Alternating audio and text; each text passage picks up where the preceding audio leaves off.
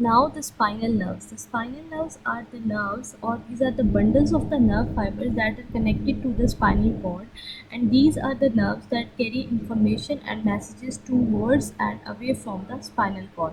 They consist of 31 pairs, and each pair is present on the lateral sides of the spinal cord. From the vertebral column they arise, and the spinal cord nerves, they serve the particular region of the body in which they are located.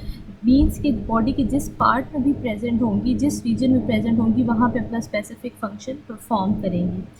Spinal nerves, they provide two-way communication between the spinal cord and parts of the arm, legs, neck and trunk. Two-way में communication mean कि ये messages लेके भी आएंगी और messages लेके भी जाएंगी. Spinal nerves, they emerge from the spinal cord by two short branches or roots that lie within the vertebral column. There are two short branches or roots. The one is the dorsal root and other one is the ventral root. The dorsal root, it contains the fibers of sensory neuron and they conduct impulses to spinal cord.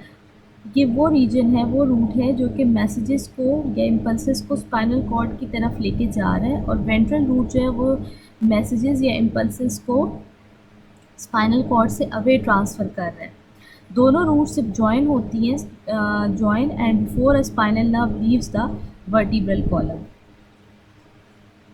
So the cranial nerves, these are the nerves which are concerned or connected with your brain, which are present in your brain, and they are connected with brain, and they are also known as cerebral nerves, and they are mostly concerned with head, neck and facial region of the body, the upper part of your body, the upper trunk of the body, whereas the spinal nerves are the nerves which are mostly linked and they are connected with the spinal cord of your body. They are responsible for the transmission and conduction of messages and impulses from towards your spinal cord and away from spinal cord.